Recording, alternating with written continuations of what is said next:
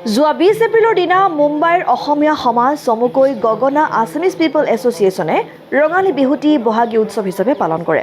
উক্ত দিনা মীৰা ৰোডৰ পূব ছেণ্ট জন মাৰাথমা চাইৰিয়ান চাৰ্চৰ প্ৰেক্ষাগৃহত বিয়লি 5 বজাৰ পৰা নিশা 10 বজালৈ বিহু গীত, বিহু নৃত্য, ঝুমুৰ গীত, বাঁহীবাদন আদিকে ধৰি এক বাৰেৰহণীয়া কাৰ্যসূচীৰে বহাগী উৎসৱ পালন কৰা হয়।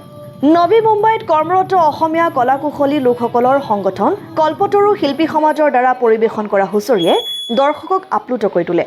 উল্লেখ্য যে এই বিহু অনুষ্ঠানটিত কিছুমান অনা অসমীয়া ল'ৰা-ছোৱালীও অংশগ্ৰহণ কৰি উল্লাসিত হয়। সাংস্কৃতিক আদান প্ৰদানৰ উদ্দেশ্যৰে গগনাই এইবাৰ মুখ্য অতিথি হিচাপে নিমন্ত্ৰণ কৰি আনে মাৰাঠী লেখক, চিনেমা পৰিচালক, প্ৰযোজক, আন্তঃৰাষ্ট্ৰীয় জুৰী সদস্য, টেলিভিছনৰ বহুকেইখন ধাৰাবাহিক পৰিচালনা কৰাৰ লগতে বলিউড, মাৰাঠী ভাষাৰ অনেক ছবিত কাম কৰি বহুকেইটা ৰাষ্ট্ৰীয় আন্তঃৰাষ্ট্ৰীয় সন্মানেৰে সন্মানিত শ্ৰীযুত মনোজ কদম ডাঙৰীয়াক। ইয়াৰ উপৰিও নিমন্ত্ৰণ কৰি অনা মাৰাঠী শিল্পীসকলে লাউনী নাচ প্ৰদৰ্শন কৰি ৰাইজৰ বিশেষ সমাদৰ লাভ কৰে। মুম্বাইৰ উদীয়মান শিল্পী হৃদয় কাশ্যপ, লয় বৰুৱাৰ গীতে ৰাইজৰ প্ৰশংসা পাবলৈ সক্ষম হয়। সাংস্কৃতিক সন্ধিয়াত বিশেষভাৱে আমন্ত্ৰিত কণ্ঠশিল্পী ঋষভ বৰচিতিয়াই গীত পৰিৱেশন কৰি উপস্থিত সকলোৰে মন জীপাল কৰি তোলে।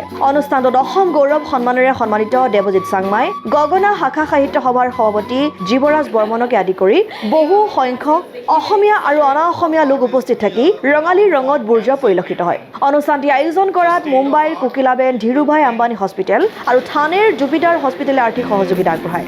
বাপুতি সাহোন ৰঙালী বিহুটি সুচাৰুৰূপে সমাপন কৰাৰ বাবে গগনাৰ সভাপতি অমৃত প্ৰীতমে, উপসভাপতি বৰ্ণালী চাংমাই, সাধাৰণ সম্পাদক গুণীন গগৈ, কাৰিকৰী দিশত সহায় কৰা অৰূপ গোহাঁই, সাংস্কৃতিক দিশত হীৰামণি ডেকা, অনুষ্ঠানটি প্ৰথমৰ পৰা শেষলৈ সুন্দৰকৈ আঁত ধৰা জুৰি লস্কৰৰ লগতে সকলো ৰাইজলৈ আন্তৰিক ধন্যবাদ জনায়।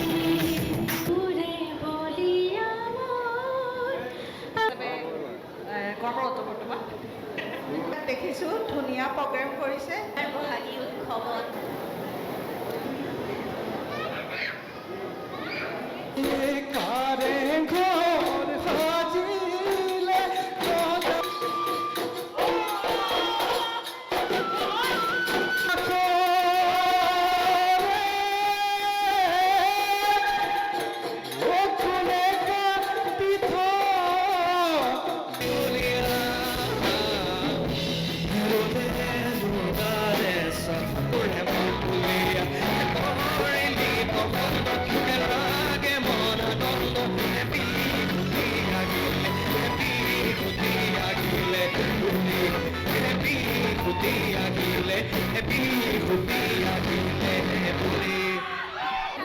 মুম্বাইৰ পৰা অনন্যা চুতীয়াৰ ৰিপৰ্ট, অসম আদিত্য।